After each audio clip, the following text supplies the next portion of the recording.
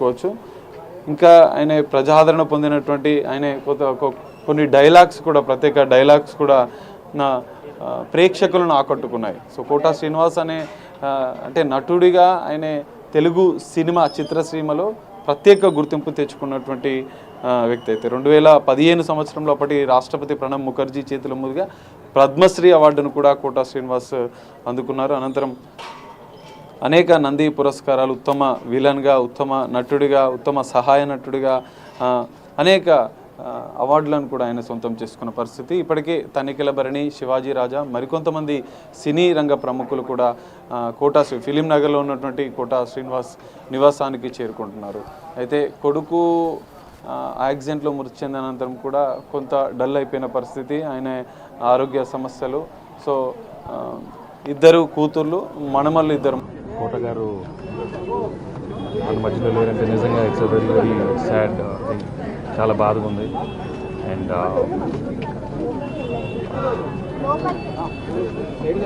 One of finest actor, most worst మన Telugu film ఇండస్ట్రీలో.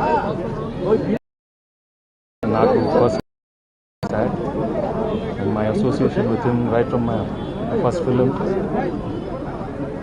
I've been very very close to కోట గారు. And కెరీర్లో ఎన్నో మంచి చిత్రాలు చేశాను. లైక్ ఇంట్లో వెళ్ళాలి, వంటింట్లో క్రీడాలు కానీ, శత్రు కానీ, గణేష్ కానీ, ఆడవారు మాట్లాడతారు. అండ్ మా సురేష్ ప్రొడక్షన్స్లో ప్రతి సినిమాలో కోట గారు చేశారు. మై ఫాదర్ రామారెడ్డి గారు, అన్నయ్య సురేష్ కానీ, రానా కానీ, మేమందరం we cherish lot of wonderful memories with Kota గారు.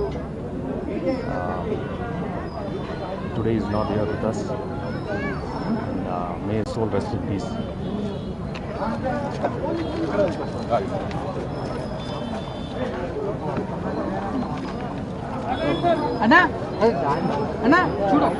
గౌరవనీయులు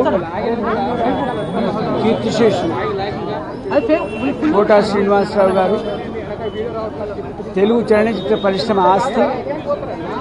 అన్ని భాషల్లో కూడా ఒక విలక్షణ నటుడిగా తను విశ్వరూప నటన చూసినటువంటి సౌజన్యమూర్తి, సహాయ నటుడు. అలాంటి మహానుభావుడు నాటక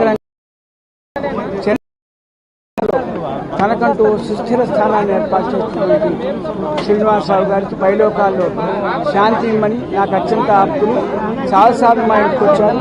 ఎన్నో సన్మాన సభలో పరదేవతా పరంగా వారి వ్యక్తిత్వాన్ని ఆవిష్కరించే అవకాశం నాకుంది. అలాంటి మహానుభావునికి శ్రద్ధాంజలి ఘటిస్తూ